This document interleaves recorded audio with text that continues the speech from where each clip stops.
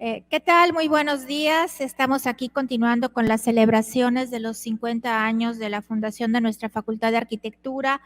Y en el marco de estas celebraciones me da muchísimo gusto que nos acompañe la doctora Magdalena Vicuña del Río, pues ella es presidenta de la Asociación Latinoamericana de Escuelas de Urbanismo y Planeación, la ALEUP, en donde precisamente nuestra escuela pertenece a través de la licenciatura de Diseño del Hábitat.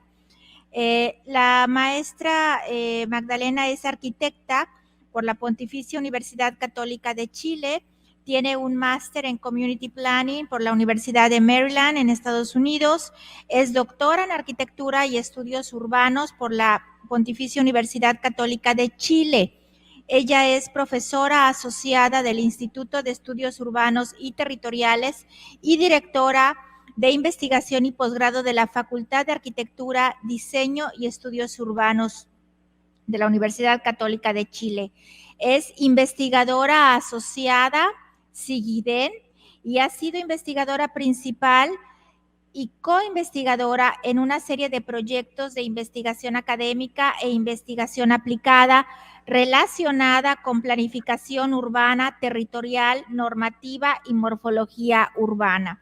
Le agradecemos muchísimo a la doctora Magdalena que se pueda comunicar y hacer este enlace con nosotros. Ella está desde Santiago de Chile y nos va a compartir esta conferencia sobre desafíos y oportunidades para la formación en planificación urbana en el contexto latinoamericano y chileno. Bienvenida, doctora Magdalena. Está usted en su casa. Muchas gracias. Muchas gracias, doctora Yolanda, por esta invitación. ¿Me escuchan bien? ¿Me escuchan? ¿Me escuchan o no? Que no, yo no escucho confirmación de que me están escuchando.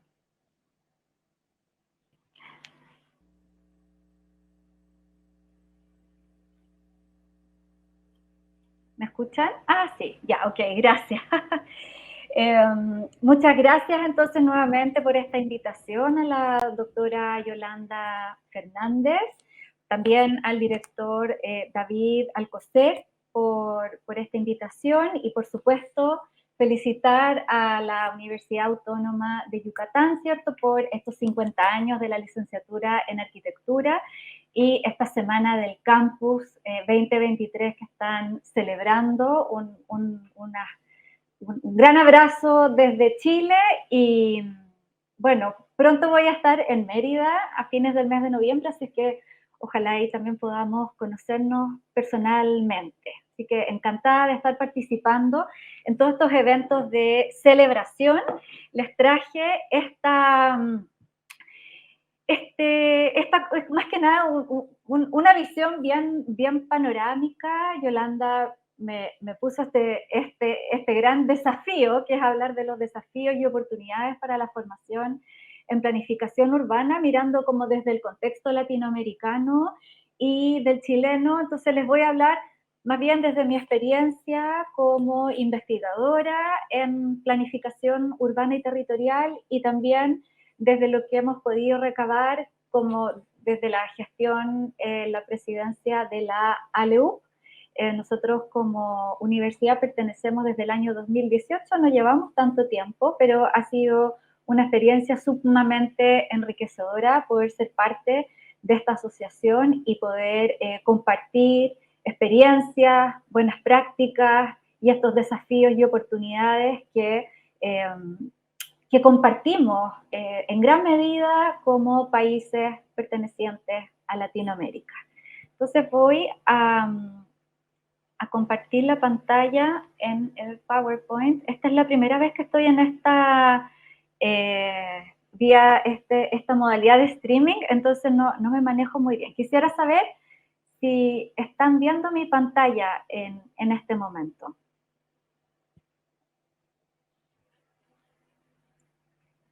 ¿Sí o no? Es que no los escucho. Y tampoco estoy viendo el chat.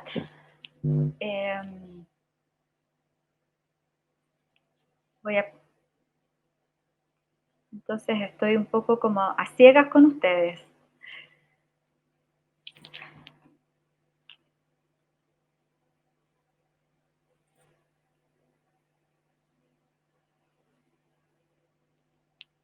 sé si me pueden confirmar que están viendo la pantalla y que me escuchan bien, porque yo no estoy escuchando nada.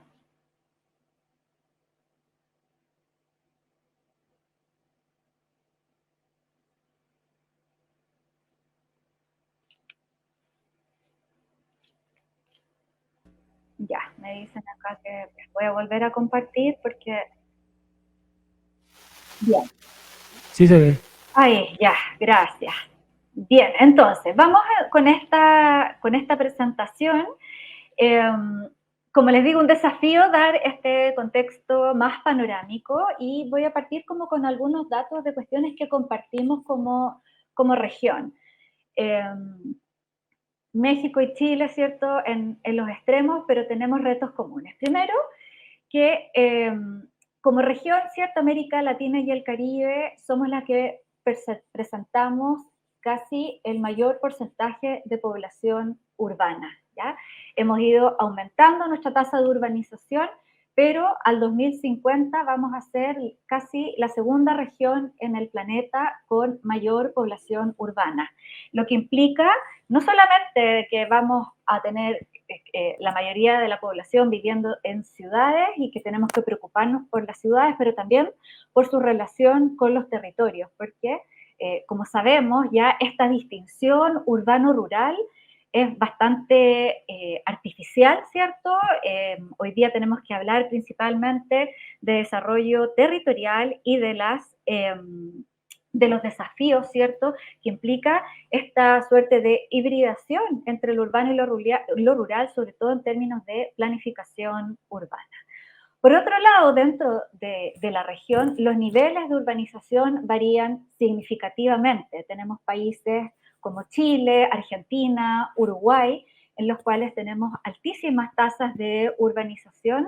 Según el censo de 2017, en Chile teníamos casi un 90% de la población viviendo en ciudades.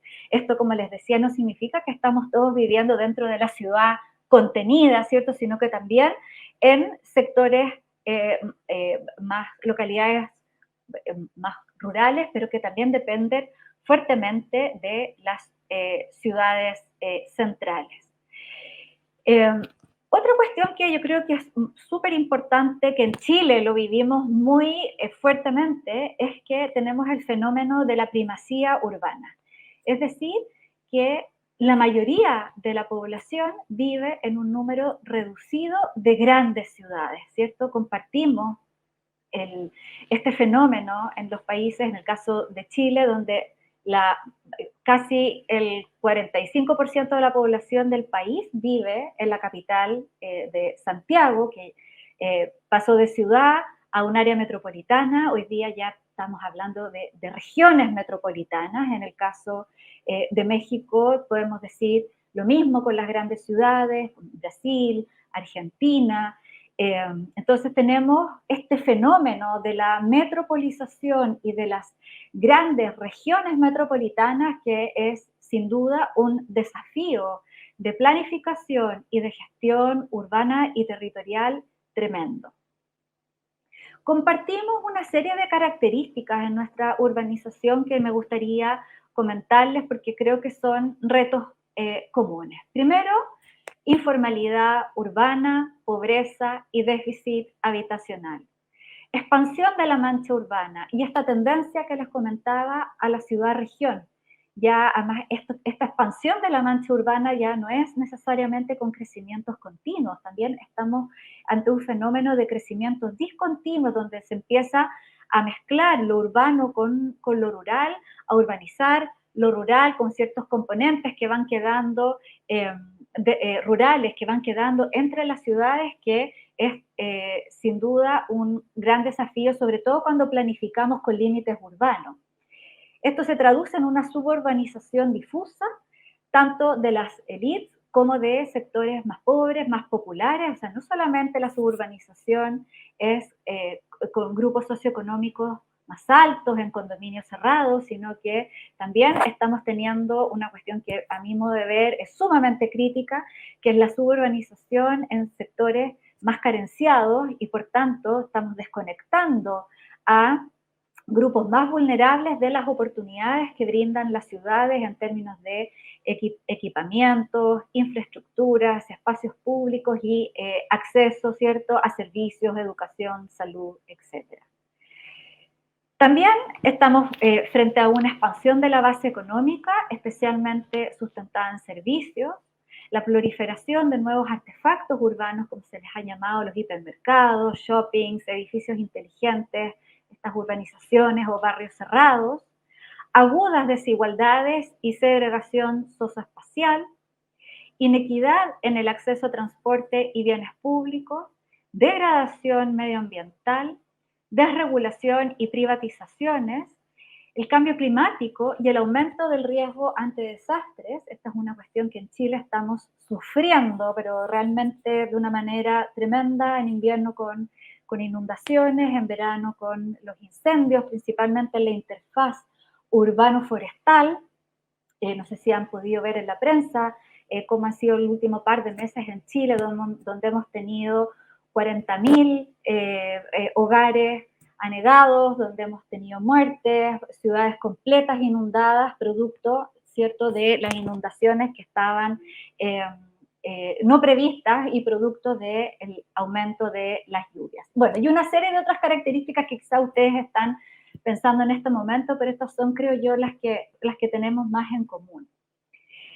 También algunos autores, ¿cierto?, han manifestado que varias metrópolis en Latinoamérica también evidencian ciertos procesos bastante específicos, como la localización de actividades globalizadas en grandes ciudades como Buenos Aires, Ciudad de México, Santiago de Chile, Sao Paulo, el capital inmobiliario como factor preponderante de la expansión metropolitana, no solamente de la expansión, ¿cierto?, hacia el campo, con estos grandes loteos, condominios cerrados, sino que también de la verticalización. Este es un fenómeno que estamos eh, también observando de manera muy importante en Chile, sobre todo en sus áreas metropolitanas, donde estamos viendo fenómenos de expansión urbana y de verticalización que se están dando a ritmo sin precedentes. O sea, las ciudades están creciendo en expansión y hacia arriba también de una manera muy acelerada. La gentrificación, estaba escuchando mientras intentaba conectarme, que en el panel anterior, ¿cierto?, se estaba comentando justamente sobre este fenómeno o la reapropiación de áreas centrales por parte de sectores sociales de ingresos medios altos y altos, y la suburbanización de tipo americano, ¿cierto?, como la que vemos aquí en esta imagen a la izquierda. Deteniéndonos un poquitito en la informalidad, me parece importante, porque tendemos también como a hablar de informalidad como un fenómeno muy genérico, pero la verdad es que tiene una serie de matices y expresiones que son muy diversas a lo largo de toda la región latinoamericana. Si bien está presente en toda la región, su nivel de alcance, de incidencia y formas de expresión son muy diferentes. Lo que sí tienen en común nuestras grandes ciudades es que el mercado formal de vivienda es inaccesible para un grupo importante de la población, en algunos países para un grupo predominante de la población, es que la informalidad puede tener que ver con la incapacidad, ¿cierto?, de acceder al mercado formal de vivienda, pero también de la infraestructura urbana, de la factibilidad sanitaria, del acceso a redes, del acceso a la vialidad, incluso, ¿cierto?, del acceso a contar con una dirección, ¿cierto?, poder tener un nombre de calle con un número que dar cuando te preguntan cuál es tu lugar de residencia, el acceso a servicios básicos y una cuestión que estamos viendo de manera cada vez más importante de vulnerabilidad ambiental. En el caso chileno estamos viendo que los asentamientos informales están cada vez tendiendo a ubicarse en sectores, en áreas sumamente expuestas a amenazas de origen natural, como pueden ser aluviones, inundaciones, incluso incendios, y por tanto también hay una asociación. Por otro lado, algo que hemos ido también constatando es que no necesariamente la informalidad corresponde a condiciones de precariedad material. Puede ser, podemos ver que hay informalidad en el acceso, por ejemplo, a servicios, pero no en términos de habitabilidad residencial, o al revés, que podemos tener sectores donde hay acceso a servicios, pero hay informalidad en, por ejemplo, una parte importante de la vivienda en términos de que son ampliaciones, crecimientos de la vivienda que se han dado con mucha precariedad material y que no están regularizadas, que se han construido fuera de norma y que también incluso pueden presentar un riesgo para los hogares que los habitan. Y que tampoco, por lo tanto, como no siempre corresponde a condiciones de precariedad material, ya sea de la vivienda o el acceso a servicios básicos, no se vincula únicamente a sectores de bajos ingresos. También podemos ver que hay informalidad en el acceso a la segunda vivienda, por ejemplo. Eso es algo también que en Chile ha cobrado mucha relevancia en los últimos años y de lo cual han existido una serie de iniciativas para empezar a controlar este fenómeno. La informalidad, aquí por darles un poquitito contexto en Chile, para que nosotros somos un país de casi 18 millones de habitantes y que al año 2018, estábamos bastante contentos porque habíamos logrado bajar los asentamientos informales en el país. Nosotros le llamamos campamentos a los asentamientos informales. Sin embargo, desde el 2017, 2016 en adelante, ustedes pueden ver aquí esta curva cómo empieza a aumentar y sobre todo después de la pandemia, aumenta de manera sumamente importante el número de campamentos y también el número de hogares viviendo en campamentos. Hoy día tenemos 113.887 hogares viviendo en campamentos. Ahora, se ha escrito bastante sobre este tema, no quiero profundizar, pero sí quiero como entrarle, digamos, desde la perspectiva de la planificación urbana y del desafío que implica para quienes hacemos planificación urbana y territorial en Latinoamérica este fenómeno de la informalidad. Fernández nos dice que hay una serie de factores que inciden en la proliferación de la informalidad. Primero es que él plantea que hay una planificación urbana que es elitista y tecnócrata, ¿ya? Que se plantean o se proponen planes, imágenes de ciudad, visiones de ciudad, que son técnicamente ideales, pero que no reflejan las condiciones socioeconómicas de producción de la ciudad, que contamos con leyes urbanísticas que suelen ser difíciles de implementar, incluso de fiscalizar por las municipalidades, por una precaria capacidad de acción en algunos casos, en otros porque es mucha burocracia.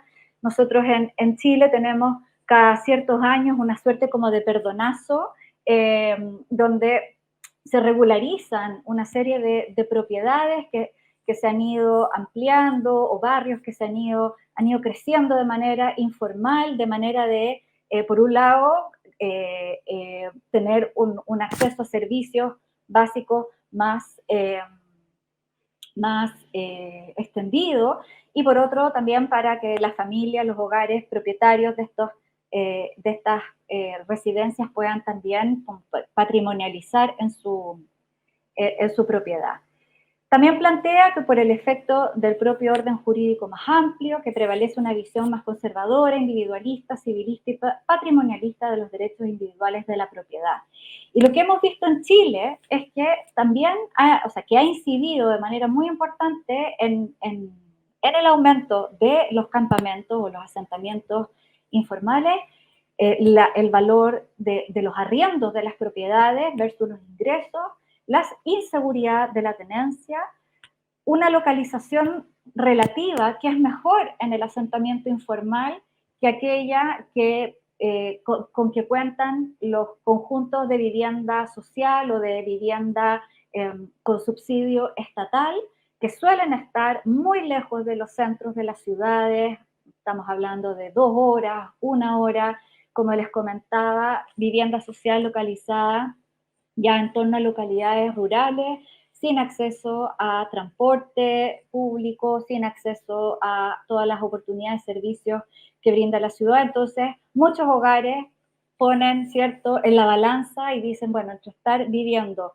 muy lejos de mi lugar de trabajo, lejos de mis redes, lejos de mi familia, prefiero una localización que es más frágil, es más vulnerable, pero que me significa una serie de otros atributos, como por ejemplo estar cerca de la familia, estar cerca de mis redes. El fenómeno migratorio en Chile también ha sido un factor muy importante de incidencia del aumento de la informalidad en el país.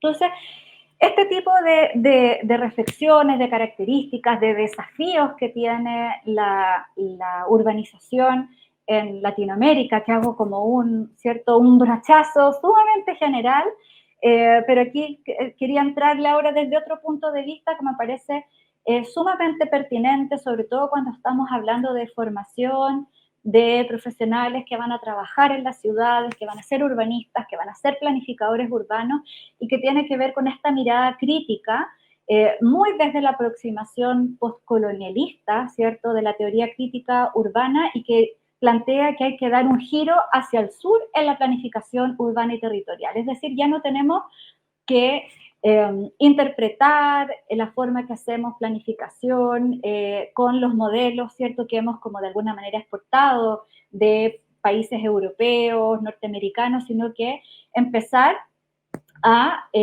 dar con nuestras propias claves, ¿cierto?, respecto de cómo abordar el fenómeno del desarrollo urbano y territorial en Latinoamérica. Entonces, aquí esta aproximación postcolonialista, ¿cierto?, ilustra como una comprensión que suele ser contrahegemónica de la planificación urbana en el siglo XXI, una contribución a decolonizar el pensamiento social.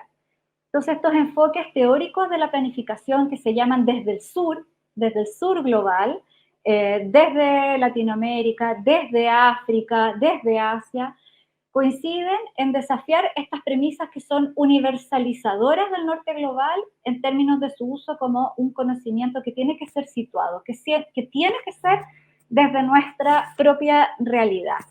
Y aquí traigo tres críticas, tres intelectuales, académicas que también trabajan en planificación y que a mi modo de ver tienen un aporte muy significativo de cómo mirar, como una suerte de lupa para mirar nuestra realidad latinoamericana.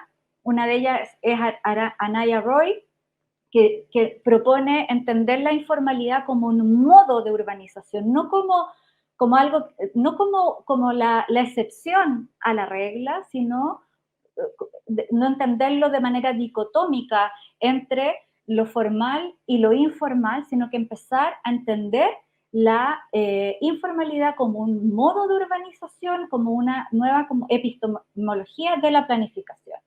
Paranak Mirastad, ¿cierto?, que propone esta idea de ciudadanía insurgente como reacción a la inclusión neoliberal, y Vanessa Watson, que hace desde una mirada más de la realidad sudafricana, ella pone en evidencia una serie de conflictos de racionalidades dentro del mismo aparato estatal, que a mí por lo menos me hace mucho sentido cuando miro, ¿cierto?, la realidad chilena y veo que a veces hay más conflictos entre un municipio y un ministerio, o entre el Ministerio de Vivienda y el Ministerio de Transporte, que entre, no sé, un municipio y la ciudadanía, o entre el sector inmobiliario y un municipio. O sea que hay cuestiones críticas, disonancias, conflictos de racionalidades que están dentro de los propios aparatos estatales que están impidiendo una planificación urbana más ad hoc a nuestras propias realidades locales.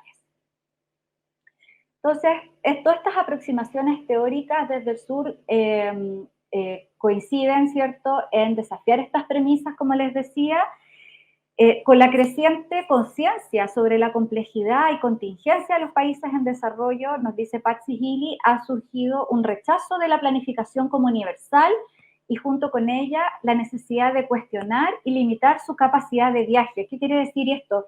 De que eh, eh, qué tan pertinente es este viaje desde estos instrumentos de planificación que funcionan tan bien en países como Holanda, España, Alemania, Estados Unidos, Japón, Canadá, implementarlos, digamos, de una manera casi que literal en nuestros países. Entonces, proponen promover aproximaciones conceptuales alternativas, justamente, y también entrando a comprender muy bien cuál ha sido también el rol del Estado en la persistencia de ciertos males urbanos, porque planificación urbana se hace desde el Estado principalmente. Entonces, ahí tengo una diapositiva un poquitito más adelante que profundiza un poquitito más sobre eso.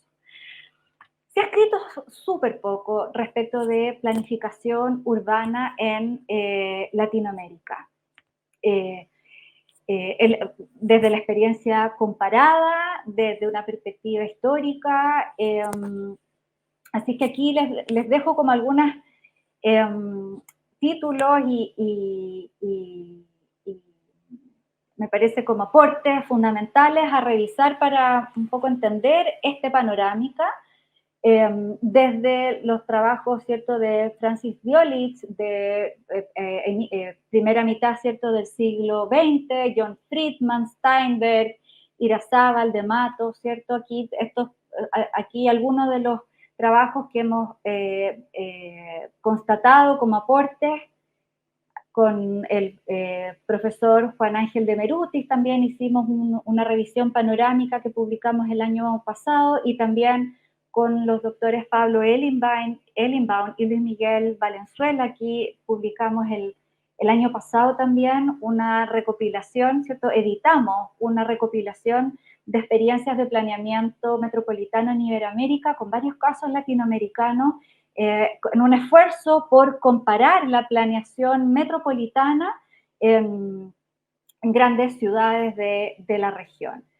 Desde una perspectiva historiográfica podemos destacar los trabajos de Almandós y Duque, ¿cierto?, que buscan poner en perspectiva los cambios teóricos y epistemológicos en la disciplina durante las últimas décadas. Yo les voy a dejar un listado con todas estas referencias para que puedan después consultarlas. Pero, sin embargo, aún queda pendiente un campo teórico de la planificación urbana en América Latina, con esta mirada, como les comentaba anteriormente, más crítica, y desde encontrar cuáles son los rasgos de nuestro ADN como región que definen nuestra cultura de planificación, cuál es nuestra técnica de planificación y cuáles son los distintos matices que como región podemos encontrar. Daniel Galland y Pablo Ellenbaum también plantean que podemos entender que la planificación urbana en Latinoamérica es un campo en construcción. Yo esto lo entiendo más desde un punto de vista teórico, de que se ha teorizado poco, pero se ha hecho mucha planificación urbana y territorial. Tenemos una tradición que se basa en un principio de esta transferencia de ideas, de este viaje, ¿cierto?, desde el norte hacia Latinoamérica, el norte global me refiero, a través de profesionales que vinieron, ¿cierto?, a realizar planes, o profesionales locales que fueron a Europa a aprender de urbanismo y trajeron esas ideas hacia acá, y que se fueron transfiriendo estas ideas en un proceso de traducción más que de recepción, rechazo, resistencia o aceptación. Fuimos traduciendo, ¿cierto?, esas ideas.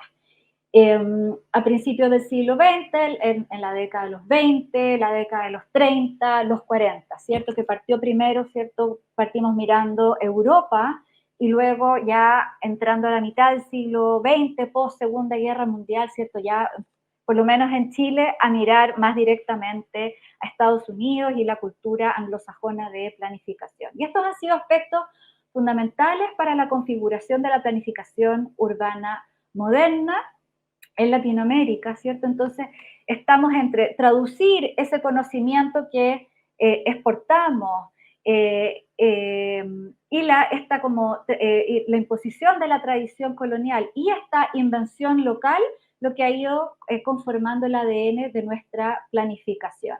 Y otra cuestión que ha sido bastante fuerte en algunos países más que en otros es que también ha tenido un rol importante desde los 80 en adelante, quizás en los años 60, 70, fueron también agencias norteamericanas que exportaron también una serie de planners, ¿cierto? Que en el caso de Chile, por ejemplo, post terremoto del 60, tuvimos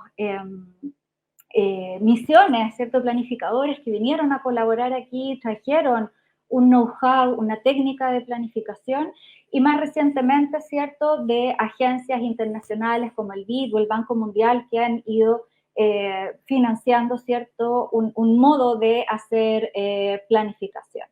Entonces, eso. Después hay como otro componente que tiene que ver, que es muy propio de Latinoamérica, en unas ciudades es más evidente que en otras, que tiene que ver con que solemos tener una institucionalidad más débil, más frágil, y esa suerte de desarticulación institucional, nosotros por ejemplo en Chile tenemos una fragmentación institucional muy fuerte, poco diálogo entre distintos sectores de la administración pública que atentan, pero van al corazón de la planificación urbana, pero que también esa desarticulación, según Galland y Ellenbaum, también ha permitido innovaciones técnicas y sociales en Latinoamérica, que generalmente se ejecutan, van como a la par con los procesos burocráticos arquetípicos y ofrecen posibilidades de operabilidad. Y bueno, aquí algunas de las experiencias como destacables que son hechas en Latinoamérica son los presupuestos participativos, mecanismos de recuperación de plusvalías y procesos de renovación y regeneración de asentamientos informales. También la agenda internacional ha marcado nuestro quehacer, no, desconozco cómo ha sido en el caso mexicano, pero en Chile ha sido muy importante los compromisos que Chile ha adquirido en el panorama internacional para traducirlo en nuestras políticas nacionales de ordenamiento territorial, de desarrollo urbano, de políticas habitacionales. Entonces, desde la Agenda 21, pasando por el programa de ciudades sustentables, de ciudades saludables, de ciudades más seguras, hasta la implementación de la Agenda 2030 y la nueva Agenda Urbana y los Objetivos de Desarrollo Sostenible están siempre en nuestro marco para la planificación. Otra cuestión que me gustaría como dejar también como tema, que me parece muy relevante y quisiera como destacarlo desde nuestra experiencia participando en la ALEUP y de la importancia de relevar, ¿cierto?, las distintas redes de planificación. Aquí les traigo un mapa muy bonito donde podemos ver las distintas entidades que son miembros de la Global Planning Education Association Network, la JPAN, en la cual nosotros pertenecemos como ALEUP, como Asociación Latinoamericana de Escuelas de Urbanismo y Planificación. Esta es una red que se está consolidando con el tiempo y que tiene una relevancia, creo yo, muy importante desde un punto de vista no solamente como conceptual, de transferencia de buenas prácticas, sino que también como de una reflexión bien profunda de los retos que tenemos. Cuando a nosotros nos tocó ser sede del Congreso de la ALEUP el 2018, vinieron representantes de la Global Planning Education, de la JPAN, de la Global, hicimos un panel súper interesante de conversación con representantes de África, de Turquía, de Asia, sumamente interesante y conversando muy desde nuestras propias realidades, nuestros desafíos, porque compartimos más características en términos de nuestras institucionalidades, de nuestra cultura, de nuestros modos de urbanización.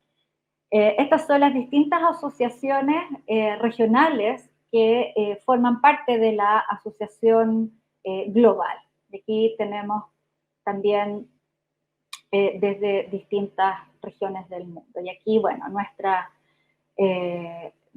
más local, es cierto, el AMPUR en amarillo, en Brasil, ALEUP en verde y Claxo en gris.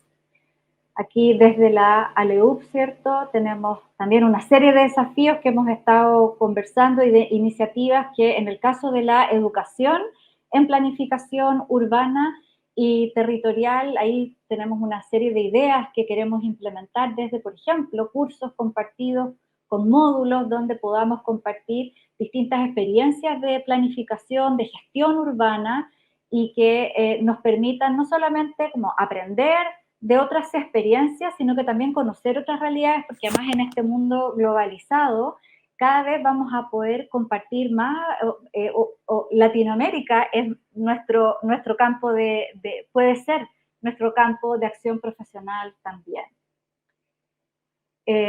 Aquí está otra entidad en la cual también hemos podido vincularnos como ALEUP y ser también una fuente de aprendizaje importante es la ISOCAR, que es la asociación, la Sociedad Internacional de Planificadores Regionales y Urbanos, que es una asociación más bien profesional, que realiza también una serie de congresos e instancias de reflexión. Y eso, me voy a saltar, tenía aquí como un par de diapositivas que me las quiero saltar porque quiero entrar a este punto un poco ya entrando más en la práctica de la planificación, hacer referencia aquí a un trabajo que, como les comentaba, publicamos el año pasado con Pablo Ellenbaum y Luis Miguel Valenzuela, donde revisamos 19 casos de planeamiento metropolitano, tratando de entender, de dar un poco de interpretación a las distintas culturas de planificación que hay en Iberoamérica y también a todo el instrumental de planificación que hay en torno a estos planes metropolitanos. Una primera cuestión como desafío, ¿cierto? Consiste en que aquí traje este cuadro porque una cuestión con la que nos encontramos, que es súper evidente, pero que no es fácil de tipificar, es cómo ordenamos estas áreas metropolitanas, porque tenemos desde regiones metropolitanas que tienen más de 10 millones de habitantes, como pueden ser Ciudad de México, Sao Paulo, Buenos Aires, Río de Janeiro, a grandes áreas metropolitanas como Santiago, Madrid, Guadalajara, áreas metropolitanas intermedias entre 1 millón y 5 millones de habitantes, como Medellín, Curitiba, Barcelona, Caracas, Lisboa, Valencia, Rosario, Montevideo, y también tenemos áreas metropolitanas menores, con menos de 1 millón de habitantes, como Concepción, por ejemplo, en Chile. Y aquí podemos ver entonces que la escala de la problemática es muy diferente, no solamente en términos de población y de superficie, sino que también en términos de la cantidad de municipios que aglomeran.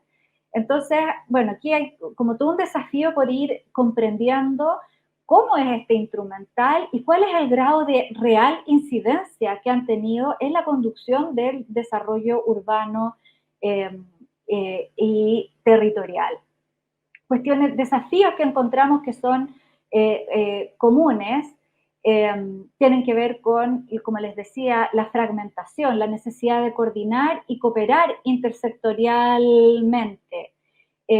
También tenemos que en áreas metropolitanas o también en un país, ciudades que cuentan con presupuestos muy diferentes, que tienen capacidades muy diferentes de planificar. Encontramos que en Latinoamérica hay experiencias muy exitosas de institucionalidad técnica y de aparataje y de reforzamiento de una musculatura técnica súper interesante de mirar y de destacar, como puede ser el ECOM en Rosario, Argentina, el IMEPLAN en Guadalajara o el IPUC de Curitiba. Bueno, aquí también también es difícil generalizar, porque cada contexto, ¿cierto?, cuenta con un acervo que responde a factores históricos, espaciales, sociales y económicos.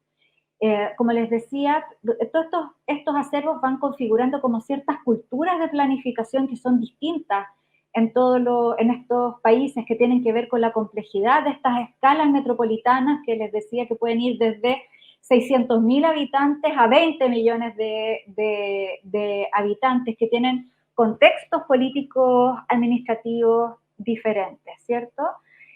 Por otro lado, estos planes y este modo de hacer o la planificación está dentro de sistemas de planificación, ¿cierto? Que los sistemas de planificación tienen que ver con un entramado de organismos, de leyes, de entidades, de distintas escalas territoriales, alimentados por distintos marcos legales, por distintas políticas, que no solamente enriquecen con distintos programas, proyectos, las formas de intervención urbana, pero también lo complejizan.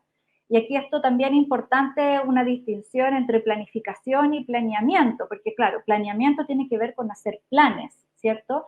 Pero planificación significa ya cuando entramos en este entramado de organismos, marcos legales e instituciones, ¿cierto?, que complejizan el quehacer de la planificación y por tanto, a mi modo de ver, es uno de los desafíos más importantes en la formación de los planificadores urbanos, de los urbanistas, que es saber navegar, entrar en este aparataje institucional que incluso aquellos y aquellas que ya llevamos un par de décadas en esto, todavía nos cuesta, ¿cierto?, estar al día, eh, y estar como bien familiarizados con este contexto institucional.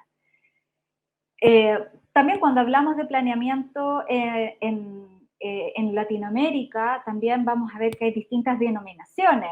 Hay planes directores, planes reguladores, de ordenación del territorio, plan estratégico, plan regional, plan de desarrollo urbano, y estas distintas denominaciones no son solamente estéticas, sino que dan cuenta de particularidades propias de cada contexto, y eso es bien, bien importante. Otra cuestión que pudimos constatar es que hoy día no se está haciendo sola planificación solo con planes, ¿ya? Propiamente tales. También tenemos entidades que han optado por contar con directrices de ordenamiento territorial, por ejemplo, como es el caso del área metropolitana de Rosario, los lineamientos de Buenos Aires, y con proyectos urbanos también como una forma quizás más acotada, más particularizada, más focalizada de conducir el desarrollo urbano. Me voy a saltar un poquitito, aquí les tenía otras para cerrar con Chile, que era también parte del encargo, ¿cierto?, que me hace Yolanda, hacer un poco de referencia a nuestro país. Aquí este es un esquema de nuestro sistema de planificación que es bastante complejo en el sentido de que intervienen leyes, por un lado, políticas, planes nacionales, también de escala, siempre a escala nacional, y que van incidiendo en un repertorio de instrumentos de planificación y que tienen que ver no solamente con usos de suelo, con límites urbanos, condicionantes de la edificación, sino que también tienen que ver con el financiamiento del espacio público, con el financiamiento de la vivienda de interés público, con los planes de riesgo, de gestión del riesgo, con los planes de desarrollo turístico, con la planificación del borde costero, con los planes habitacionales, etcétera, etcétera. Empiezan a entrar una diversidad de dimensiones, bueno, ¿para qué decir del transporte? Que empiezan a, a configurar, como les decía, este entramado, este organigrama que para quienes hacemos planificación tenemos que saber navegar y gestionar y manejar bien al detalle. Y bueno, y para cerrar, porque ya me quedan 2 minutitos, quería contarles, nosotros como Universidad Católica estamos desde el año 2014 2014, implementando el título profesional de planificador urbano, que se hace a través de una licenciatura general, y luego con una segunda fase de titulación y posgrado con un magíster en planificación urbana.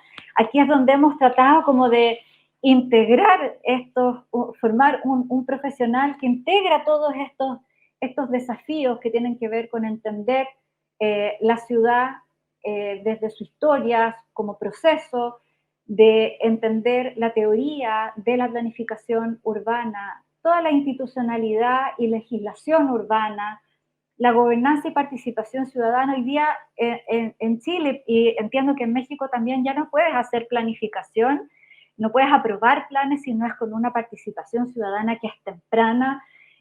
Tenemos ya no que informar a la ciudadanía, sino que tenemos que formar a la ciudadanía para poderla sentar en la mesa a la toma de decisiones. Y eso implica formar profesionales que tengan esas competencias de comunicar, de ponerse, ¿cierto?, como en un nivel muy de empatizar con las comunidades, con los inversionistas, con los municipios, con las distintas entidades que conforman el aparato estatal. Los análisis y modelación de datos socioterritoriales, porque planificación urbana es con diagnósticos muy complejos y eso requiere manejar herramientas bastante sofisticadas, ¿cierto?, de sistemas de información geográfica. Una línea de taller que es muy importante, también de laboratorio, donde trabajamos codo a codo con municipios, principalmente con encargos reales, digamos, desde las realidades locales, para nosotros poder dar con los estudiantes con soluciones concretas, ya sea a través de planes, programas, proyectos que respondan a los desafíos más prioritarios de esas comunidades con las cuales trabajamos. Y bueno, y aquí una segunda etapa de nuestra formación en planificador urbano, que es la etapa de magíster, donde tenemos los estudiantes que vienen desde el pregrado, que aquí se mezclan con estudiantes que toman el posgrado en planificación urbana, y vamos profundizando en estas distintas líneas que van configurando un perfil de egreso que tiene que ver con 8 áreas principales: analizar y diagnosticar, ¿cierto?, ciudades y territorios, conocer y comprender y saber usar políticas, planes e instrumentos de planificación urbana y territorial, manejar la normativa y el aparato, como les decía, de la administración urbana y territorial, con conocimientos en economía y gestión urbana y territorial, el manejo integral de la información urbana, planificación urbana participativa, comunicación efectiva, y una cuestión súper importante que me imagino también es algo relevante en la formación de urbanistas y planificadores y diseñadores del hábitat, ¿cierto?, que es el discernimiento ético.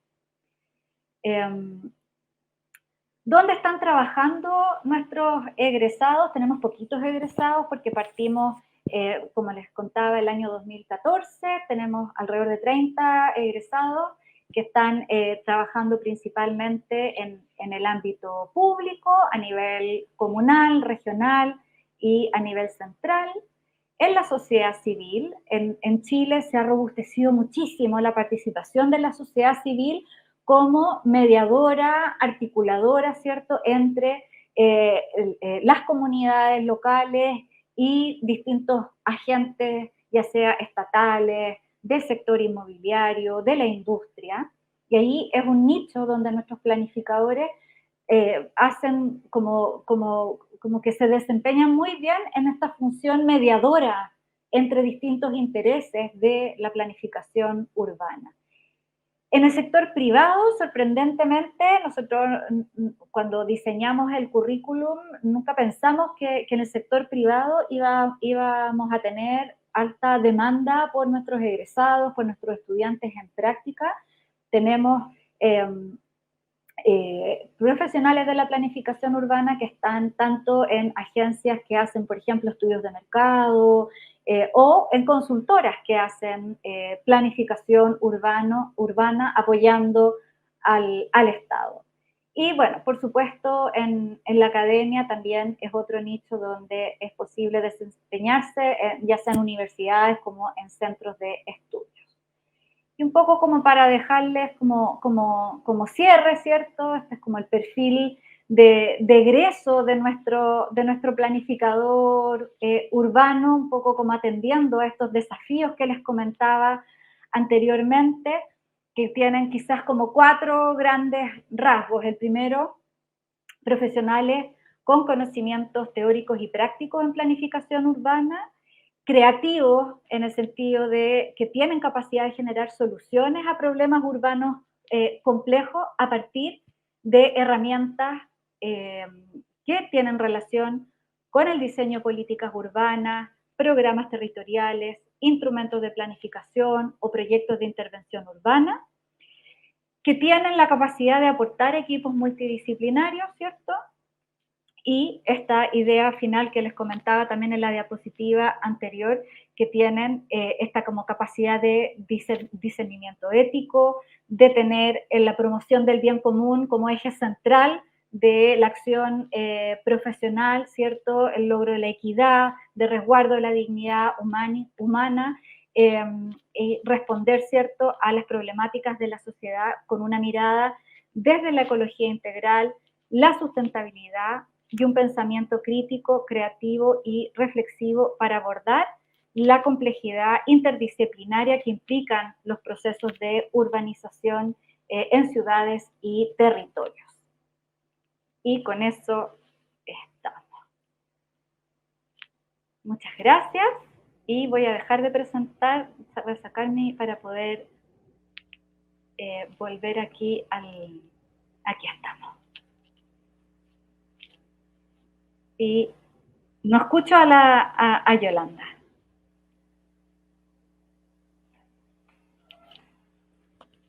Bueno. Ahí sí. Bueno, sí, listo. Muchísimas gracias a la doctora Magdalena Vicuña. La verdad fue un panorama muy interesante de lo que ocurre y de los retos y desafíos a los que nos estamos enfrentando.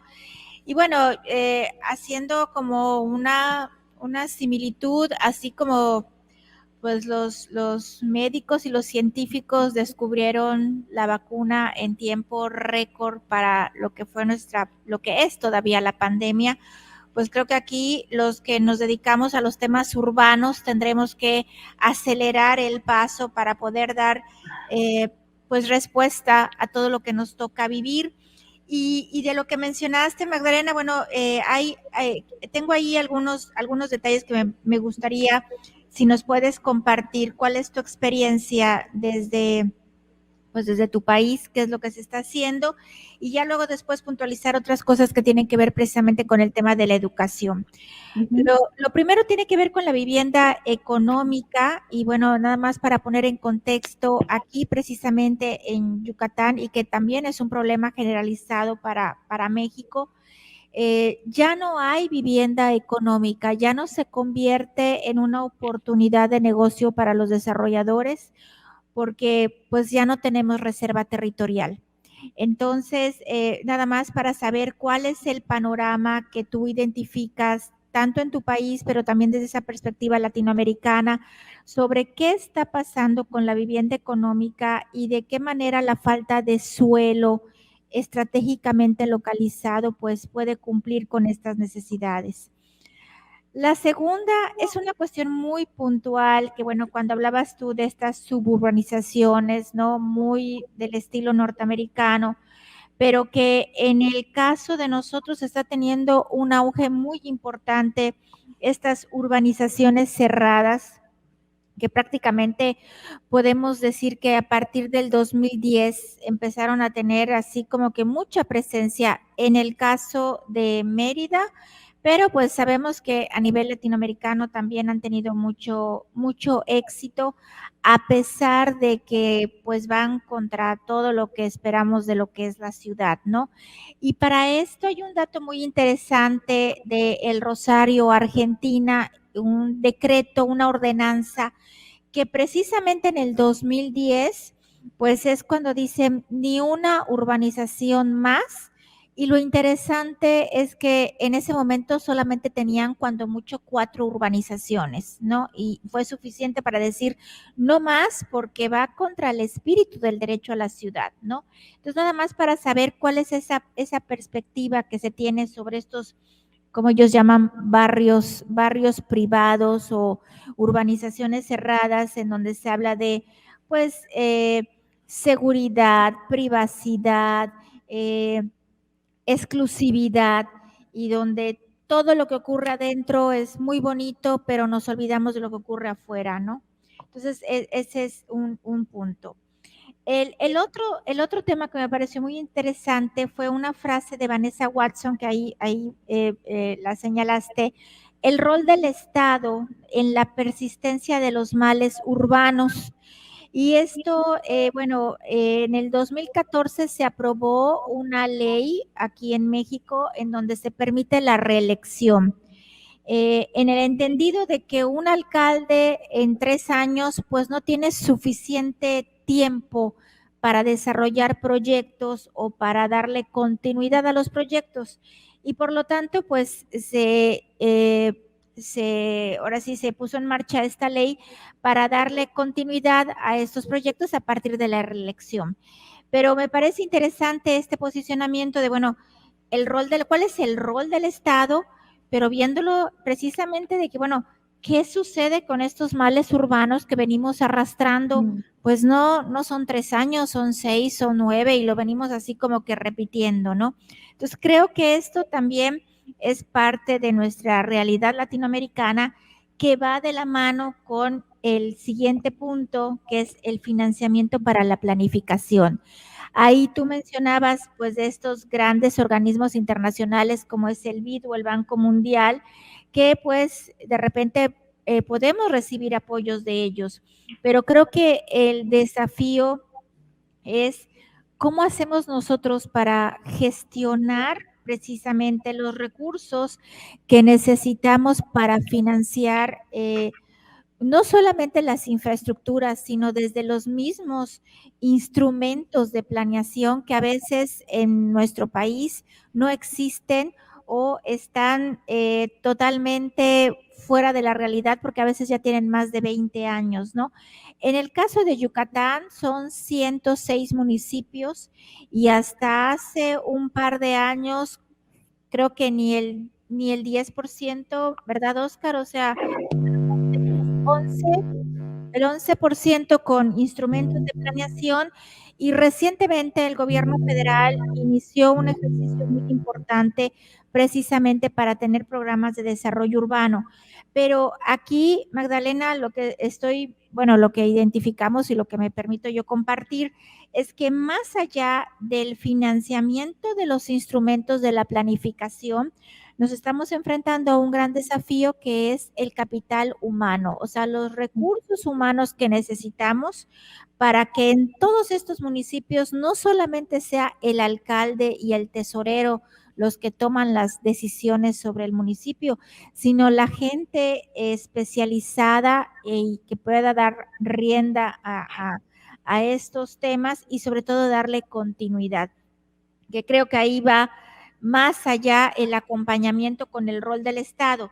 Y ya para cerrar, que es precisamente lo que nos une y lo que le agradezco mucho a la doctora Vicuña, pues es precisamente la asociación de escuelas, ¿no? Dedicadas a la enseñanza del urbanismo y la planeación. Y es precisamente que creo que a través de la educación es que podemos hacer frente a estos retos del futuro, ¿no? En donde creo que aquí nosotros pues encontramos nuestra gran responsabilidad, nuestra misión de ser, nuestro por qué hacemos lo que hacemos, porque después de este panorama general en donde estamos viendo las debilidades, pero también oportunidades y fortalezas del territorio latinoamericano, Pues la respuesta está en los jóvenes, ¿no? ¿Cómo podemos jalar, ser más atractivos para decirle a los jóvenes, ¿sabes qué? Tú eres nuestro futuro y estamos depositando en ti los grandes desafíos que parece que para el 2030 ya esto va a ser inevitable, ¿no? Estos serían mis comentarios, Magdalena, para poderte escuchar de nuevo. Gracias. Gracias, Yolanda. Son preguntas que difíciles de responder. Cada una de ellas es una reflexión muy profunda. Así que te las agradezco porque significa que el material que les traje va tocando algunas teclas, ¿cierto? Y es bonito ver cómo en ambos extremos de la región podemos tener esta conversación con temas en común. A ver, el primer tema que tú comentas, la falta de vivienda económica, nosotros la llamamos vivienda social, vivienda de interés público. Y tú mencionaste ahí, claro, nosotros tuvimos en Chile una política que se consideró súper exitosa de subsidio a la demanda, que incluso se ha exportado a otros países latinoamericanos como una política exitosa en términos del número de viviendas y de disminución súper drástica del déficit habitacional en los 90 y los 2000. El problema fue que dimos viviendas, pero no construimos ciudad.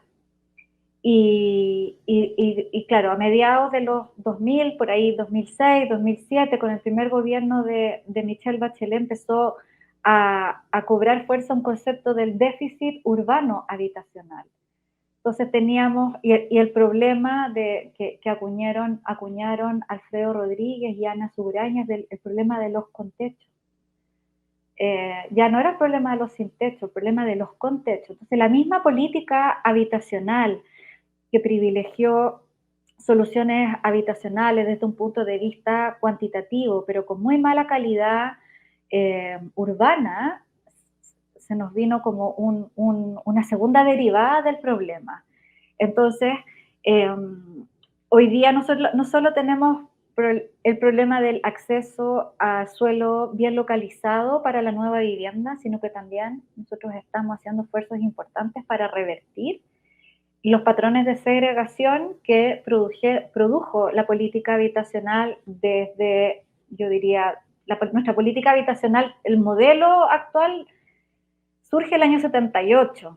Entonces tiene que ver como con toda la liberalización de la economía en dictadura y se ha ido perfeccionando, por supuesto, a lo largo del tiempo, pero es un modelo que ha tenido y ahí tomo como una de tu pregunta que tenía que ver como con el rol del Estado y la persistencia de males urbanos. O sea, aquí un Estado, en nuestro caso, fue que tomó palco, que dejó al sector privado hacer, con muy poca regulación, con unos estándares muy bajos de requisitos. Ahí el Estado tiene una culpa de poner estándares muy permisivos, muy poca reglamentación, no solamente en términos urbanos, sino que también de calidad de la vivienda, y eso estamos hoy día revirtiéndola. Y yo creo que un hito importante en el caso chileno, que está por verse, porque acaba de aprobarse el año pasado una ley de integración social. Y ahí lo que estamos planteando como país es integrar la planificación urbana con la política habitacional, porque eso es algo también que estaba separado. O sea, nosotros teníamos profesionales que hacen planificación, o incluso dentro de un mismo ministerio, una división de desarrollo urbano con una división de política habitacional que no conversaban. Y recién ahora esta ley está planteando, y acaba de salir un primer reglamento para aplicar esta ley, que todos los planes reguladores comunales, son nuestros planes de desarrollo urbano, van a tener que establecer condiciones para que en todo el territorio haya vivienda de interés público. Entonces estamos discutiendo si es que esto va a ser, por ejemplo, si en una zona el plan regulador dice altura máxima 5 pisos, pero le vamos a dar un bono de más densidad para que incluya vivienda de interés público. Eso se está empezando a implementar. Hemos tenido algunas experiencias exitosas, pero súper puntuales.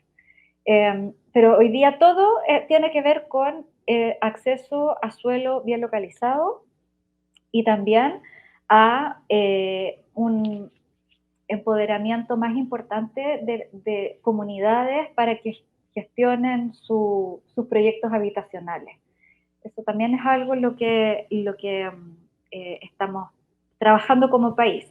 Ahora, esto de la falta de acceso a suelo bien localizado es un problema generalizado y estamos viendo que países como Colombia, el Estatuto de la Ciudad en Brasil también establece como una caja de herramientas para poder, en el mismo Rosario, con herramientas de captación de plusvalías, por ejemplo, para poder financiar vivienda pública en suelo bien localizado. Eso, pero claramente es un problema transversal que tenemos y en gran parte porque, claro, ha sido el sector privado el que ha construido esa vivienda económica, no ha sido, el Estado ha tenido en general un rol más secundario. Entonces, cuando dejas al mercado, si al mercado no le interesa, no lo va a hacer. Entonces eso también es una cuestión crítica que tiene que ver con cuánto de Estado, cuánto de privado. Respecto de las urbanizaciones cerradas y esto como el estilo del suburbio norteamericano, bueno, ahí me hiciste pensar, por supuesto es un fenómeno súper transversal en el mundo, hasta en Europa estamos viendo ciudades que tenían una tradición de ciudad compacta, de crecimiento muy hacia adentro, están con estas tendencias y ahí no queda otra que el ejemplo que tú dabas es muy bueno, el caso de Rosario. Pero eso tiene que ver, claro, que pone un límite urbano, pero yo ahí soy como un poco suspicaz, porque en el caso chileno, yo mostraba este sistema de planificación urbana y tenemos nuestros instrumentos de planificación, los planes reguladores comunales, intercomunales, metropolitanos, que ponen un límite urbano, que dicen la ciudad va a llegar hasta acá, pero luego tenemos en todo este aparataje, en todo este engranaje legal, institucional, una serie de normas de excepción a la planificación urbana. Que eso es como yo planteo también que es un desafío súper importante en la formación de planificadores urbanos, porque tenemos que saber cuáles son esas normas que tú dices, pero ¿cómo? Si el límite urbano llega hasta acá, ¿por qué la vivienda social se hizo fuera del límite urbano? Si el plan regulador dice la ciudad no crece más allá, ¿por qué hay estos suburbios, estos barrios cerrados en zonas de interés silvoagropecuario? Bueno, y eso tiene que ver con una serie de normas, artículo por aquí, otro artículo por allá, que están en el aparataje legal, que los grupos interesados encuentran, por supuesto, rápidamente y que aprovechan esos subterfugios, o muchas veces el mismo Estado el que diseña esos otros mecanismos para un poco como boicotear la planificación. Incluso es como un auto boicoteo, y eso es súper frecuente en Chile. Nosotros teníamos en los años 60 una tradición de planificación que estaba asentándose, luego en dictadura retrocede totalmente y recién yo diría que en los 2000, 2010 estamos como retomando esto de tomarnos en serio la planificación urbana por varios temas, y yo diría que el primero el tema de la informalidad. Por otro lado, el cambio climático, y estamos teniendo desastres producto de inundaciones, de incendios, aluviones, que están diciendo, ya como que hay una suerte como de consenso, de que es importante planificar. porque el costo en vidas es alto. O sea, ya no solamente un costo económico en términos de infraestructura, sino que estamos hablando del patrimonio de miles de hogares y de vidas.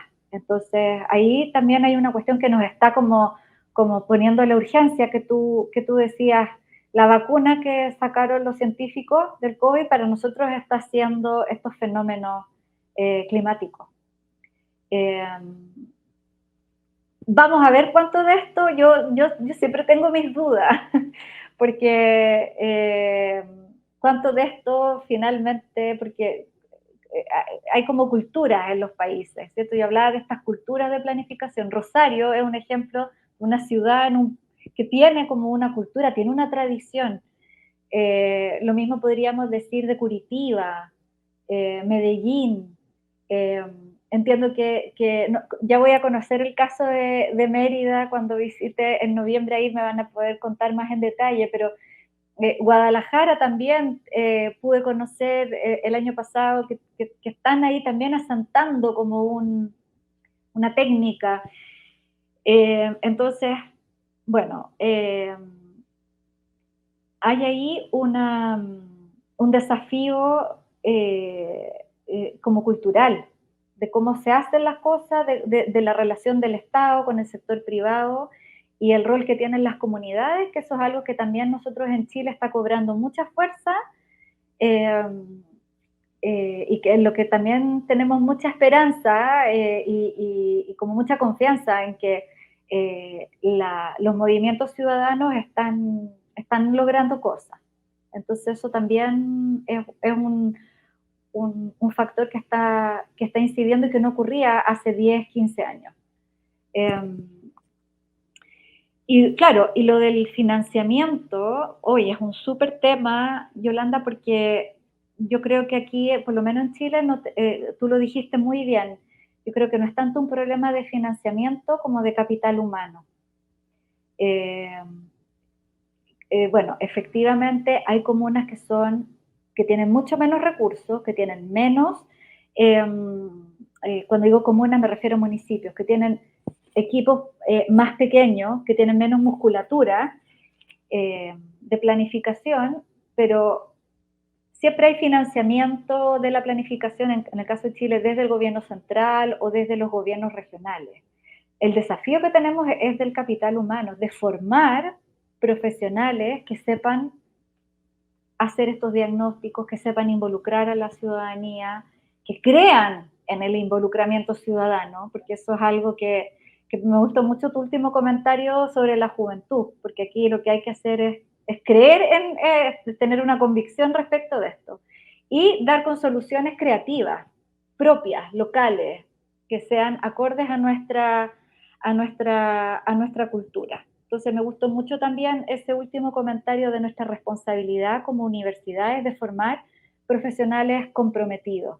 Y ahí la planificación urbana tiene dos cosas bien bonitas que yo veo que a los jóvenes entusiasman mucho, que es el trabajo en terreno y el compromiso público. Y se conjugan esos dos temas y eso creo yo que es una oportunidad, por lo menos desde mi experiencia profesional, preciosa de realización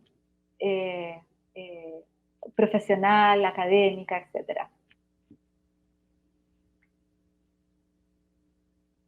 Eso, no sé si hay alguna otra pregunta o comentario, estamos ya en la hora. No te escucho, Yolanda. Bueno, Ahí sí. muchas gracias, Magdalena. No sé si alguien del público quiere hacer algún comentario o tiene alguna duda para la doctora. La doctora es presidenta de la Asociación Nacional de Escuelas de Urbanismo y Planeación a nivel latinoamericano y nos va a acompañar, viene por otro evento en noviembre, va a estar aquí con nosotros en noviembre, aquí precisamente en nuestra casa. Y bueno, va a ser muy bonito, Magdalena, porque para esas fechas ya no va a ser tanto calor, así que no te garantizamos las temperaturas que tendrás ahorita en Santiago, que por cierto, estamos Acá solo entrando al queremos verano, ¿no? calor, tenemos mucho Nosotros vamos a entrar frío. otoño e invierno y ustedes estarían entrando al verano, Sí. pero más o menos ustedes, ¿a qué temperatura están ahorita en Santiago? hoy no, estamos con mucho frío, la primavera no quiere llegar, estamos como con mínimas de 7, 8, máximas de 18, 17, 16. Así es que no, todavía estamos con bufanda, abrigo. eh, sí, así es que si tú me dices que va a haber harto calor, encantada.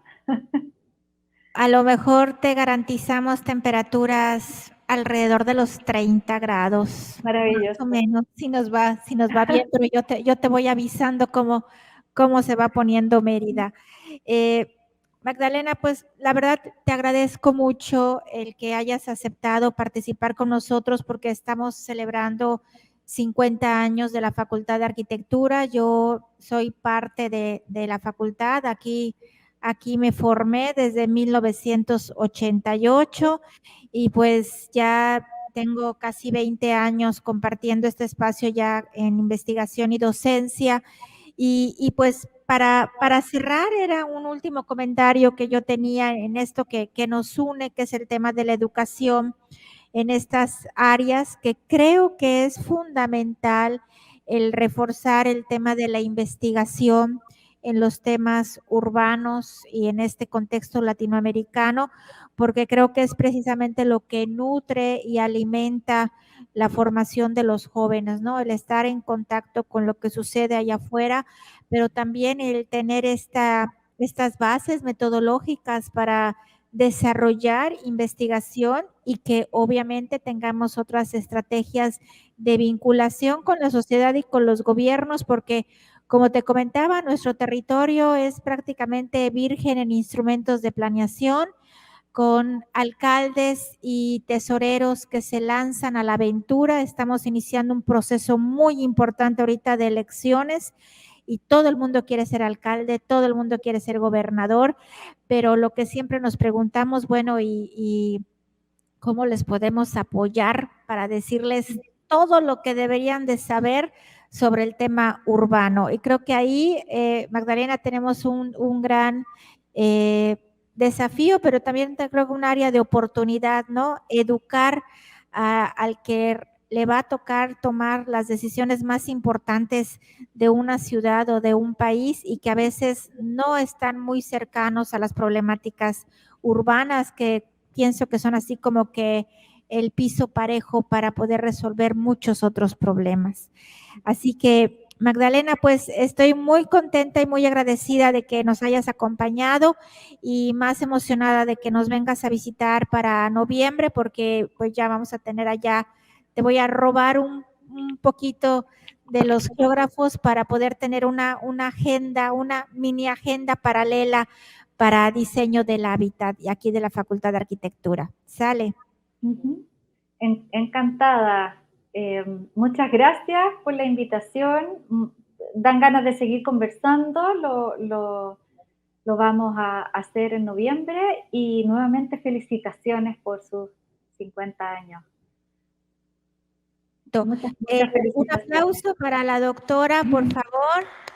Y en breve te vamos a hacer llegar tu constancia por parte aquí de las autoridades académicas. Muchas Muchísimas gracias. gracias a la doctora Magdalena Vicuña desde Santiago de Chile. Muchas gracias, Magdalena.